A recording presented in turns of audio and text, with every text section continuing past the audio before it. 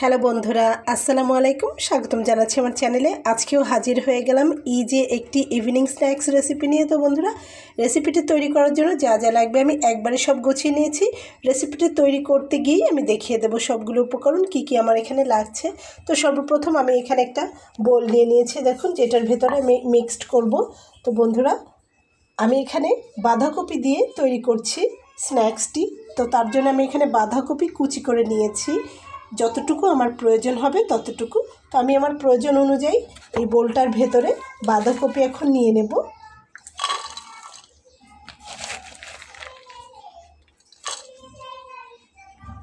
যতটা প্রয়োজন বাঁধাকপি আমি নিয়ে নিয়েছি। আর আমি বাঁধাকপিটাকে কেটে নেওয়ার আগে গোটা অবস্থাতে ধুয়ে নিয়েছিলাম। কেটে নিয়ে আমি আর ধুয়ে নিইনি, যার জন্য কিন্তু একদম ঝরঝরে রয়েছে, এখানে কোনো পানির ব্যবহার হয়নি। তারপরে আমি এখানে দিয়ে নেব বেশ কিছু পরিমাণ ধনিয়া পাতা কুচি করে নেওয়া। এটা আমি দিয়ে নিলাম ধনিয়া পাতা কুচি করে নেওয়া। পরে আমি দিয়ে নিচ্ছি পেঁয়াজ কুচি করে নেওয়া। এখানে আমি বড় সাইজের 2টা পেঁয়াজ কুচি করে নিয়েছি। তারপরে আমি এখানে দিয়ে নিচ্ছি একটি আলু সিদ্ধ করে আমি ম্যাশ করে রেখেছি আগে থেকে, সেটা আমি এখানে দিয়ে নিলাম। আর এখানে আমি কিছু মশলা ব্যবহার করছি। তো এই মশলাগুলো রয়েছে হাফ চা চামচ পরিমাণ গোটা ধনিয়া, গোটা জিরা, গোটা মৌরি, আর রয়েছে হাফ চা চামচ পরিমাণ হলুদ, লবণ এবং ভাজা মশলা।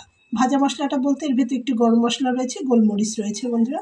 তো সেটা আমি এখানে দিয়ে নিচ্ছি। আপনারা ভাজা মশলাটা না দিতে চাইলেও গোলমরিচের গুঁড়া এখানে ব্যবহার করতে পারবেন। আমি এখানে একটু বেশি পরিমাণ চাট মশলা নিয়ে নিয়েছি। 1 টেবিল চামচ পরিমাণ চাট মশলা আমি এখানে অ্যাড করে দিলাম।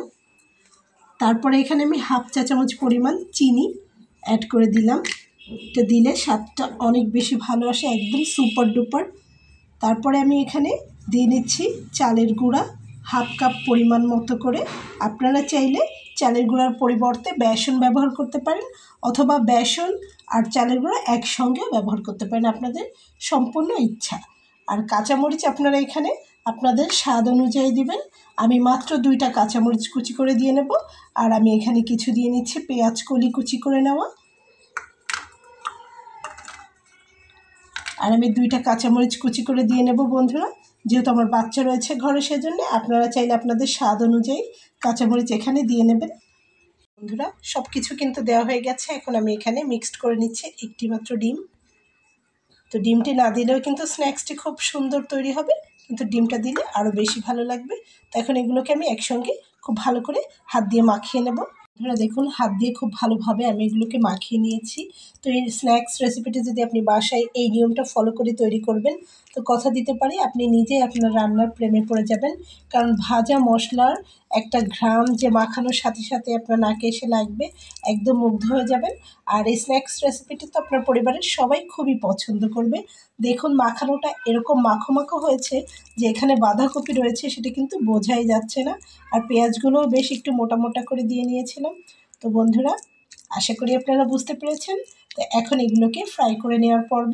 তো ফ্রাই করাটা আপনাদের পছন্দের উপর নির্ভর করছে। আপনারা চাইলে গ্যাসের চুলায় করে নিতে পারবেন এবং ওভেনেও বেক করে নিতে পারবেন।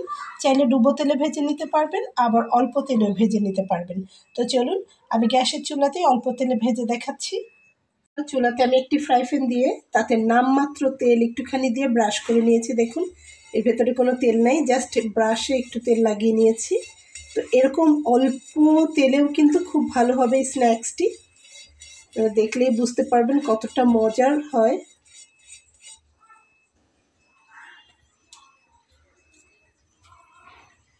তো গরম হয়ে গেছে, আমি এখন দিয়ে নেব। একটি স্টিলের চামচ নিয়েছি, চামচের সাহায্যে আমি দিয়ে নেব যাতে হাতে ছ্যাঁকা না লাগে। তো দেখুন, এভাবে।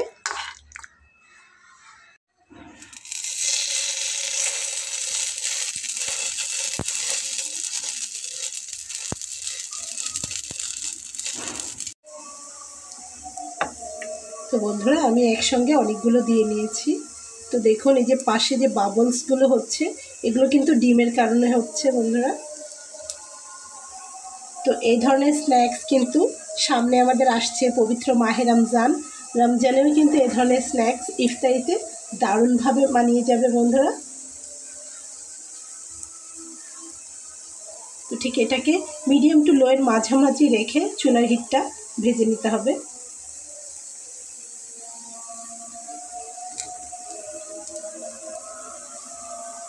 তো বন্ধুরা দেখুন আমার প্রথম ব্যাচটি কিন্তু ভাজা হয়ে গেছে।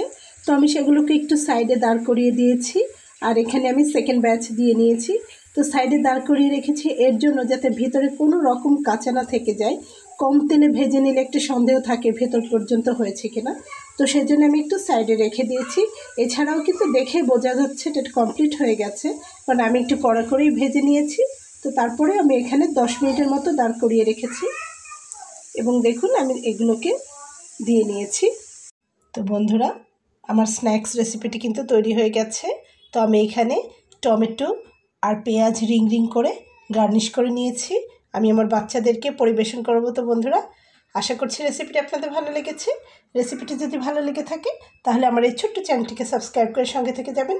দেখা হবে পরবর্তীতে নতুন কোনো রেসিপি নিয়ে। সেই পর্যন্ত ভালো থাকবেন। আল্লাহ হাফেজ।